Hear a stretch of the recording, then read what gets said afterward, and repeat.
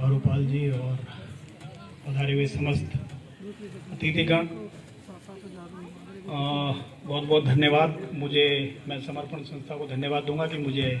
Actually यहाँ बोलने का मौका दिया गया है और इसका नाम विचार गोष्ठी रखा गया है। ये बहुत बड़ी बात है क्योंकि मेरे ख्याल से बहुत ज़्यादा इसको भाषण के रूप में नहीं लिया जा सकता है। तो मैं क्या भाषण देने से थोड़ा सा नेगेटिव हूँ उस मामले में, क्योंकि उसमें थोड़ी सी इंस्टीट्यूशनल चीज़ें होती हैं, संस्थागत रहती हैं। अभी हम केवल बात कर रहे हैं तो बात ही करेंगे केवल, और अच्छा ये टॉपिक है। और मैं सर्वप्रथम सभी पधारे हुए हमारे जो मेहमान हैं उनको गणतंत्र दिवस की बहुत बहुत बधाई देता हूँ, शुभकामनाएं देता हूँ। मेरे ख्याल से सभी महानुभाव और बुद्धिजीवी गण, मेरे ख्याल से गणतंत्र का जो शब्द है और कैसे हमने हमारे देश को गणतंत्र बनाया है, इस बात को सभी हम समझते हैं। इसमें कितनी मेहनत लगी है हमारे जो पूर्वज हैं उनकी, और जिन्होंने हर स्टेज पर और तरह तरह के जो चैलेंजेस हैं, चुनौतियां हैं, उनको झेल करके हम यहाँ तक पहुँचे हैं। हम आज भी जानते हैं कि पूरे विश्व में मेरे ख्याल से बहुत सारे ऐसे कंट्री हैं, ऐसे देश हैं, ऐसे राष्ट्र हैं जहाँ पर आज भी गणतंत्र नहीं है, वो राजतंत्र स्थापित करने में कामयाब नहीं हो रहे हैं। और बहुत सारे ऐसे देश भी हैं जहाँ पर गणतंत्र की जो वास्तव में जो आत्मा है वो वास्तव में फल रही है, फूल रही है, जिसमें स्कैंडिनेवियन कंट्रीज हैं नॉर्दर्न हेमिस्फीयर के, और बाद में अगर अपन बहुत ही बुरी हालत जहाँ माने, जहाँ पर कई कबीलाई टाइप के भी जो लोग हैं राज कर रहे हैं, जिनमें अफ्रीकन कंट्रीज इस तरह का काम करते हैं। मेरे ख्याल से तो सबसे पहले तो हमें बहुत ज़्यादा लकी होना चाहिए और धन्यवाद देना चाहिए हमारे पूर्वजों का, जिन्होंने संघर्ष करके हमें लोकतंत्र या गणतंत्र दिया है। दूसरी बात है कि आज के दिन स्पेसिफिकली जो हमने जो अंगीकार किया है हमारे संविधान को, उसकी आत्मा में और उसकी शब्दशः पालना में जो बेसिक जो तत्व हैं, उनमें अभिव्यक्ति जो है एक बहुत बड़ा मेरे ख्याल से मुद्दा होना चाहिए, हमेशा ही होना चाहिए। क्योंकि बिना अभिव्यक्ति के आप कुछ भी ना कह सकते हैं, ना एक्सप्रेस कर सकते हैं, ना ही आप आगे बढ़ सकते हैं। अभिव्यक्ति के ढेर सारे मायने अभी मैडम ने समझाए और चोपड़ा साहब ने भी बहुत सारी चीजें उसके बारे में बता दी हैं। मैं थोड़ा सा स्ट्रक्चर्ड स्पीकर नहीं हूँ, मैं थोड़ा सा फ्लैम्बॉयंसी यूज करता हूँ, कुछ भी कहीं से भी ला करके और एग्जाम्पल्स दे के और चीजों को बताता हूँ। स्पेसिफिकली अगर हम अभिव्यक्ति की बात करें तो हम मानवता के जन्म की ही बात करें, कैसे कैसे कहाँ कैसे भाषा जो है उसका सबसे बड़ा तत्व है। मेरे ख्याल से जब भाषा का जन्म हुआ होगा तभी आदमी ने अभिव्यक्त करना प्रारंभ किया होगा, पर ये ऐतिहासिक रूप से सही नहीं है। हम ये सभी जानते हैं कि मानव जो जाति है, मानव प्रजाति है, वो कैसे कैसे और जंगलों में पहले रहती थी, कैसे इशारों से शायद का बात की जाती होगी, कैसे एक दूसरे की बातों को समझने में लोगों को स्ट्रेस लेना पड़ता होगा, इम्पैक्ट किस तरह से पड़ता होगा, कौन किसी बात को गलत समझ जाता होगा। इशारों में जो चीजें हैं, अभी मैडम ने भी बताया, चेतना मैडम ने, कि भाई अभिव्यक्ति, चुप रहना भी अभिव्यक्ति है और बॉडी लैंग्वेज भी अभिव्यक्ति है। तो तरह तरह की बॉडी लैंग्वेज भी आज की तारीख में आप देख सकते हैं कि यूज की जाती है अभिव्यक्ति के लिए पहले। और अभिव्यक्ति में जो तत्व हैं, जो मुख्य जो इसके गुण और अवगुण है, वो भी चेंज हो रहे हैं समय के साथ में। कभी हम ऐसे अंगूठा दिखाते थे तो शायद वो ठेंगा माना जाता था, आज की तारीख में अंगूठा दिखाते हैं अगर हम सोशल मीडिया पर तो शायद वो किसी चीज के लिए हामी मानी जाती है कि हाँ भाई आपने जो कहा है वो सही है, या मैं इस चीज की मैं वो प्रशंसा करता हूँ, इस तरह से भी लिया जाता है। तो जैसे जैसे माध्यम बढ़ते गए हैं, आप समझ सकते हैं कि जंगलों में रहने से और इशाराबाजी से लेकर के आज तक तरह तरह की भाषा के प्रयोग के माध्यम से और पूरा का पूरा विश्व जो है अभिव्यक्ति के एक तरह से समुद्र में डूब रहा है। बिना अभिव्यक्ति के कुछ भी संभव नहीं है। ना मैं आपके साथ में प्रेम से बात कर सकता हूँ, ना ही मैं आपके साथ में लड़ाई कर सकता हूँ, ना बहस कर सकता हूँ, ना अपनी बात मनवा सकता हूँ, ना ही आपकी बात को मैं सुन करके मान सकता हूँ। तो अभिव्यक्ति वाली जो बात है, उसको देखने वाली बात यह है कि अगर लोकतंत्र के परिप्रेक्ष्य में इसको देखा जाए तो वास्तव में जैसे किसी जमाने में आप समझें कि स्वतंत्रता संग्राम के जमाने में ही अपनी बात को समझाने के लिए जो ज्यादा अच्छे और एक्टिव लोग थे वो उस तरह से अपनी बात को समझा पाए कि वो एकत्रित हो पाए, लोगों को अपनी बात समझा करके अपने साथ लेकर चलने लगे, जिनमें बहुत सारे नाम हैं जिनको आप बता सकते हैं कि जिनकी अभिव्यक्ति के जो गुण थे उससे ही उन्होंने सारे बड़े बड़े आंदोलन जीते और अपने साथ लेकर के चलने के बाद में, और जो इतनी बड़ी ताकतें होती हैं जिनके कब्जे में ढेर सारे कंट्रीज थे, उनकी ताकतों से और हमारे देश को आजाद कर पाए। आज की तारीख में जो हम आपस में बंधे हुए हैं, किसी वैधानिक किसी आप ग्रंथ कहें या किताब कहें, उसके माध्यम से जो बंधे हुए हैं, उसमें भी वही सारी चीजें अभिव्यक्त की गई हैं जिनके माध्यम से हम और आप जुड़े हुए हैं। अब इसमें जो लोक संवेदना वाला जो इशू है वो बहुत पुराना है, लेकिन शायद संवेदना का जो डेप्थ है, जो गहराई है, वो समय के साथ और चेंज हुई है, बदली है, परिवर्तन हुआ है। ये केवल यहाँ पर ही नहीं है, हम केवल अपने देश की ही बात नहीं करें, ये एक्चुअली एक एरा चलता है, पूरा का पूरा युग चलता है जिसमें सारी की सारी चीजें एक साथ ही पूरे संसार में ही चेंज हो रही हैं। चुनौतीपूर्ण है ये समय सभी के लिए कि कोई शब्द कैसा कह दिया जाए कि उसकी चोट बड़ी गहरी लगती है, और कोई शब्द ऐसा कह दिया जाए कि उसकी वजह से ढेर सारे लोग एक साथ किसी एक ही पक्ष में आकर के और किसी ना किसी वल्नरेबल जो भी कोई कह दें अपन, कोई ग्रुप है, समूह है, जाति है, धर्म है, उसके विरुद्ध एक साथ हो जाते हैं। तो ये जो समय चल रहा है ये केवल बड़ा नाजुक समय चल रहा है लोक संवेदना के लिए पॉइंट ऑफ से। तो अभिव्यक्ति में कितना संतुलन चाहिए, कितना संवेदनशीलता चाहिए, उस सबको देखने वाली बात आज की तारीख में आज की आवश्यकता है। आप एक चार्ली हेब्डो नाम की एक फ्रेंच जो पत्रिका है, बेसिकली व्यंगकार पत्रिका है, आप लोगों ने सबने सुना होगा उसकी, कहीं ना कहीं यदा कदा वो लोग कुछ ना कुछ ऐसा छापते रहते हैं जिसकी वजह से, और वो खबरों में बने रहते हैं, लेकिन वो ऐसा सेंसिटिव सब्जेक्ट चूज करते हैं जिससे ज्यादा से ज्यादा लोगों पर असर हो। वो नेगेटिव पॉजिटिव एक अलग इश्यू हो जाता है, वो देखने का नजरिया है कि किसी को नकारात्मक लगती हैं चीजें, किसी को उससे मुस्कुराहट आती है चेहरे पर, किसी को हंसी आती है, और कोई उससे बुरी तरह से चिढ़ जाता है, कोई उसको अप्रिशिएट करता है कि हाँ ये हमारी तरफ की बात शायद कही गई है। तो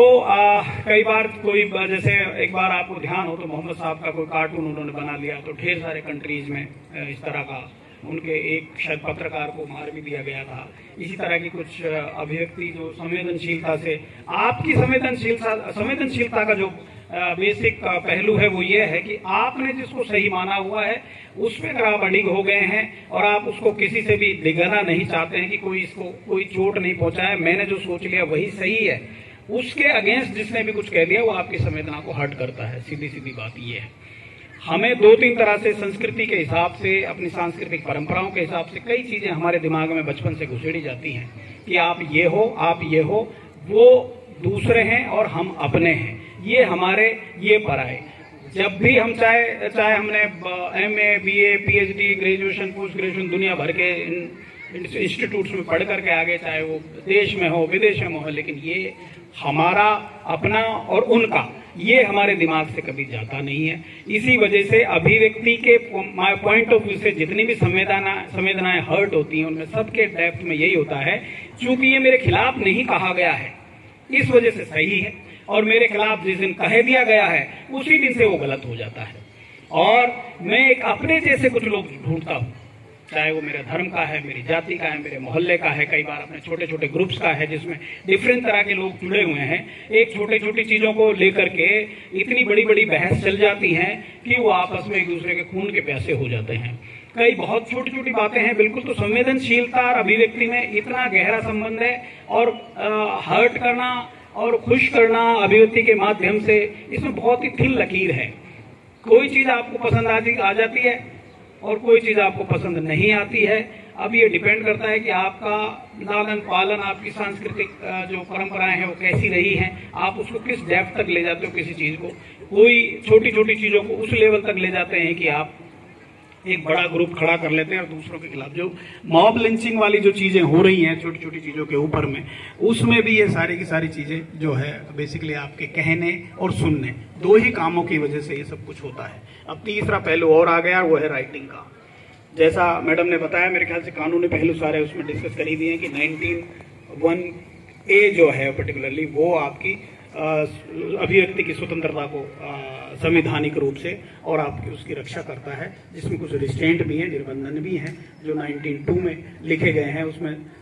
कि भाई आप देशद्रोह, देश के खिलाफ कुछ नहीं कहें, कोई उन्माद नहीं भड़काएं, इस तरह की जो चीजें हैं वो सब नहीं करें। लेकिन ये आप देखिए कितनी थिन चीजें हैं कि मैंने अगर जो प्रेजेंट रेजिम है उसके खिलाफ कुछ कह दिया, उसकी आलोचना कर दी, चाहे उसकी मैंने कितने ही पर्दे में या वील्ड या घूंघट के अंदर से करी है, कुछ और चीज में लपेट के करी है, कुछ ऐसा कहा गया है कि जिसको सीधा सीधा नहीं बताया जा सकता है, मैंने केवल ऐसा कह दिया एक भूतपूर्व फला फला, एक फला फला, इस तरह से कोई भी टैग देकर के उस चीज को कहा जाए, लेकिन सामने वाले ग्रुप ने जो मैंने कहा उसने उस तरह से ले लिया उसको कि हमारे खिलाफ ही कहा गया है, तो हमने संवेदना को छेड़ दिया है। तो लोक संवेदना या जो भी सेंसिटिविटीज हैं, सेंसिबिलिटीज हैं, उनको हर्ट करने पे जितने भी चीजें पॉसिबल है वो पॉसिबल है। आप पहले से गैस कर ही नहीं सकते हैं, इसका कोई भी ऐसा मूल मंत्र नहीं है जिसको कहा जाए कि इससे तो सेंसिबिलिटीज हर्ट होगी, इससे नहीं होगी। सामने वाले पे डिपेंड करता है वो कितना चाहता है, कितना नहीं चाहता है। कई बार शांति रखो भाई, शांति रखो, शांति बनाए रखें, शांति बनाए रखें। तो ये मैं भी जानता हूँ, आप भी जानते हैं, सब जानते हैं, लेकिन जिसको शांति में विश्वास ही नहीं है वो आप उसको कितना भी शांति बनाए रखो, शांति बनाए रखो कहो, उसको ये चीज समझ में आने वाली नहीं है। क्योंकि शांति बनाए रखना और शांति को बिगाड़ना दोनों में भी अलग अलग से ताकत लगी हुई है। जरथुस्त्र के जो नियम है जुडाइज्म में, जो आपने सुना ही होगा कि 2 तरह के देवता हैं जो हमेशा काम करते हैं पृथ्वी पर, वो है अहिरमन और अहरुमजदा। यानी कि एक बंदा गड़बड़ सड़बड़ी करता रहता है, दूसरा जो है देवता उनको ठीक करने में लगा रहता है। ये मेरे ख्याल सभी धर्मों में है, चाहे आप क्रिश्चियनिटी लेंगे तो उसमें एविल और उसका एंजल का जो है वो रहता है। हमारे यहाँ भी आप धर्म अधर्म या कई तरह की चीजें आप लोग ले सकते हैं। उसी तरह की ताकतें हमेशा रही हैं और रहेंगी हमेशा ही। तो जितना भी आप कितना भी अभिव्यक्ति को, कितनी भी अपनी को आप साफ और सुथरी बताएं, सामने वाले को बुरा लगेगी तो लगी जाएगी। वो क्या है, कई बार किस पैकेज में आ रही है चीज और कहाँ सोर्स से किससे आ रही है, उस बात से भी बहुत ज्यादा फर्क पड़ता है। कई बार क्या होता है, मेरा आदमी मेरे लिए, ये दूसरों के लिए कुछ गड़बड़ सड़बड़ बोल रहा है, मैं उसमें मुस्कुरा रहा हूँ, खुश रह रहा हूँ, कोई दिक्कत नहीं है, मुझे मजा आ रहा है कि अरे हाँ उनके खिलाफ कहा है, मेरे खिलाफ नहीं कहा है ये। लेकिन जैसे ही वो मेरे खिलाफ वो कहते हैं या यही बंदा दोबारा मेरे खिलाफ कहते तो मैं चिढ़ जाता हूँ इस बात से। तो ये एक चाइनीज कहावत है कि जिसको हम पसंद करते हैं वो भरी हुई थाली मेरे गोद में पलट दे तो भी मैं कहूंगा अरे कोई बात नहीं, कोई बात नहीं। लेकिन जिसको हम पसंद नहीं करते हैं वो बहुत तरीके से सलीके से खा रहा है प्लेट में, लेकिन उसने सिर्फ चम्मच थोड़ी सी टेढ़ी पकड़ी है, उसी को हम अदरवाइज ले लेंगे। चम्मच पकड़ने का भी शऊर नहीं है। तो ये जो पर्टिकुलर चीजें हैं ये सेंसिबिलिटीज और अभिव्यक्ति के साथ में डायरेक्टली जुड़ी हुई हैं। कुछ चीजों को हम उस तरह से लेते हैं कि उसका असर तो कोई भी बाईस्टैंडर कोई दूर खड़ा हुआ कह लेगा अरे यार ये तो कोई चीज ही नहीं थी जिसको इसने इतना हार्डली ले लिया है, इसको इतना ज्यादा अपने दिल पे ले लिया है। लेकिन आपने जो मैंने वो बात कही है प्लेट पलटने वाली, वो एग्जैक्टली बात जो है आज की तारीख में सारे समाज में, सारे देश में, सब जगह यही है कि मैं ये अपना है, ये पराया है। अपना तो मुझसे कुछ भी कहे मैं मान लूंगा, ठीक है, और उसको माफ कर दूंगा। लेकिन दूसरा वाला जो कुछ कहे उसको मैं छोड़ूंगा नहीं, चाहे उसने छोटी सी बात कही हो, ठीक है ना। तो ये सारी चीजें जो है, और आज की तारीख में जो मीडिया का जो ये हुआ है, एक्सपांसन जो हुआ है, जिसमें आपके सोशल मीडिया और ये आपका प्रिंट मीडिया या फिर इलेक्ट्रॉनिक मीडिया, जितने भी मीडिया के जो हुए हैं, ये किसी जमाने में ऐसी चीजें थी कि सब कुछ स्ट्रक्चर था। हम लोग ये बहुत याद करते हैं, बुजुर्ग लोग जो भी 50 से प्लस के हो, कहते यार हमारे जमाने में तो ऐसा कभी नहीं होता था। अरे भाई आपके जमाने में लोगों से मिलने के लिए जाना पड़ता था कुछ कहने के लिए। अभी आपके पास में वो पॉकेट में वो उंगलियों पे परोसा जा रहा है, कोई भी चीज, कहीं भी कुछ हुआ है आपको तुरंत ही भेजा जा रहा है, ले भाई देख भाई देख भाई। तो आप देख रहे हैं आपके चेहरे में, आपके दिमाग में उस आदमी का चेहरा आ रहा है जहन में जिसने वो भेजा है, और आराम से अच्छा रामलाल ने ये भेजा है, और आप खुश हो रहे हैं या फिर दुखी हो रहे हैं या फिर कुछ गुस्सा आ रहा है आपको, जो भी आ रहा है उसको देख करके। तो पुराने जमाने को और आज के जमाने को कंपैरिजन इस वजह से पॉसिबल भी नहीं है। तो सेंसिबिलिटीज को ये अगर कहता है कि आज ज्यादा हर्ट हो रही हैं, पहले ऐसा कोई नहीं करता था, तो ये बेईमानी होगी, क्योंकि उस जमाने में इस तरह के कोई नहीं थे, कोई जरिया ही नहीं था दूर तक पहुंचने के लिए। आपके पास वो गुडरी घिर्री बिन घुमाने वाला फोन था, जिसके पैसे भी लगते थे कई बार दोनों तरह के, और फिर वो मिलता भी बहुत कम लोगों को, लाइन लगानी पड़ती थी। पहला मुझे ध्यान है जब 1999 में शायद हमने BSNL की जब वो कोटे से आई थी सिम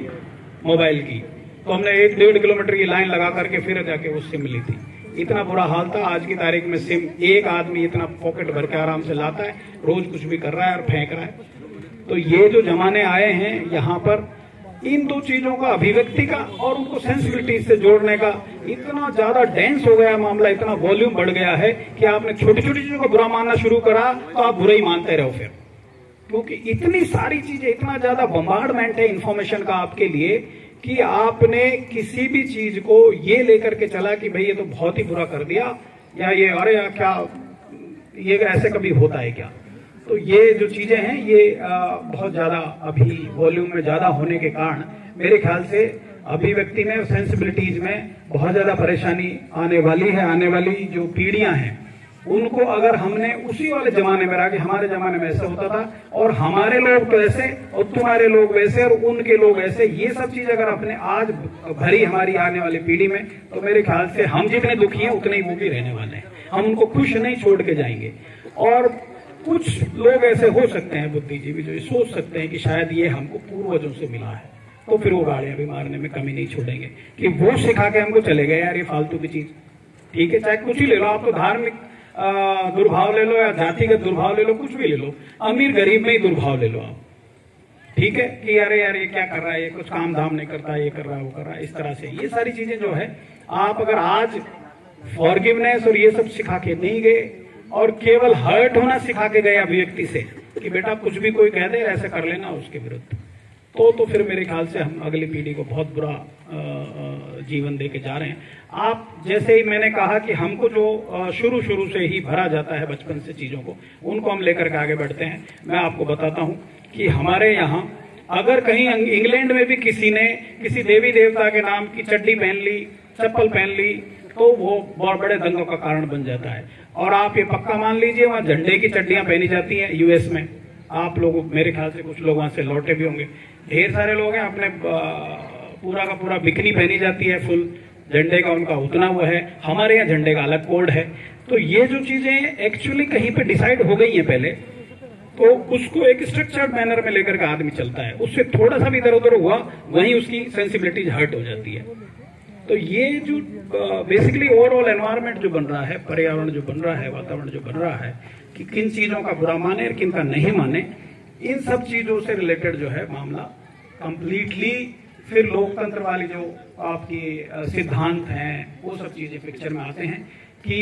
क्यों क्या चीज करनी चाहिए क्या नहीं करनी चाहिए। फिर कानून का पालन वाली बात आती है आपके जितने भी ये हैं। अभी जैसे मैडम ने बताया कि अगर आपने आलोचना कर दी आपके कार्यपालिका की, एग्जीक्यूटिव की और जो भी ब्यूरोक्रेसी की, तो फिर आपको ऊपर देशद्रोह लगाया नहीं जा सकता है। जबकि ऐसा हुआ है, आप लोग सभी जानते हैं, ढेर सारे आंदोलन जो है उनके केस में क्रश करने के लिए जो भी ढेर सारे लोगों को, और फिर ये आपने दिल्ली में दंगे वगैरह देखे हैं, जेएनयू के कुछ कांड हुए हैं, इधर उधर जितने भी होते हैं उनमें सब में। और सबसे बड़ी जो नेगेटिव बात ये होती है कि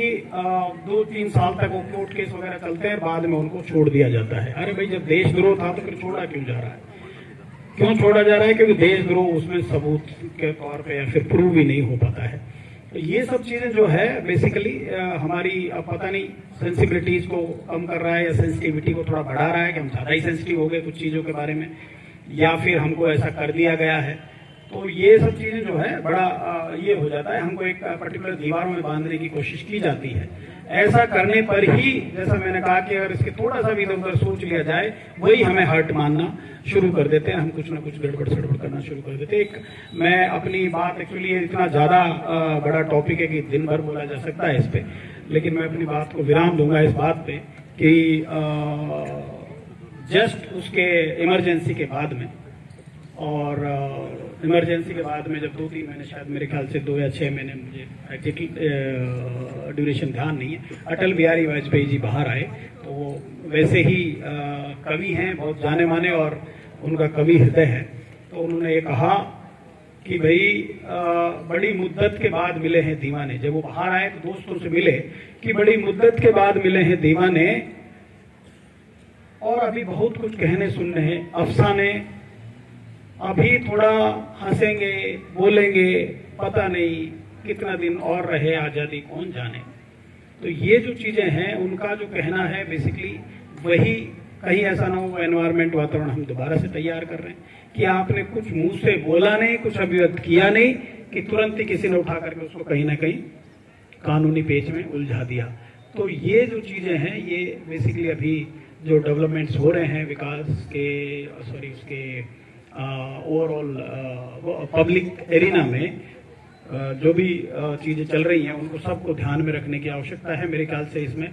सभी जितने भी बुद्धिजीवी, सबको मिलजुल कर काम करने की आवश्यकता है कि कुछ चीजों को कम से कम व्यंग से या मजाक उड़ाने से इनसे दूर रखा जाए। नहीं तो कुछ पॉकेट्स इस तरह से बन जाएंगे जिनमें अंदर ही अंदर गुस्सा या क्रोध जो है पनपता रहेगा, और देयर इज एवरी पॉसिबिलिटी कि आने वाली पीढ़ियों को बहुत ज्यादा इसका नुकसान होगा। इसलिए हमें अभिव्यक्ति में और सेंसिबिलिटीज के जो इश्यूज हैं, उसमें मेरे ख्याल से खुलकर बात करने की आवश्यकता है। इस तरह के जितने भी गोष्ठियां हैं या विचार हैं, ये जगह जगह डिफरेंट मंच पे, इन पे विचार करने की आवश्यकता है। मैं एक्चुअली समर्पण संस्था को बहुत धन्यवाद दूंगा कि कम से कम एक किसी न किसी बात पे बात करने के लिए तो उन्होंने ये मंच तैयार किया, और मुझे यहाँ आप लोगों ने सुना, मैंने पता नहीं क्या अनस्ट्रक्चर्ड ऐसे ही बोला तो मुझे आपने ध्यान से सुना या फिर झेला। Thank you very much.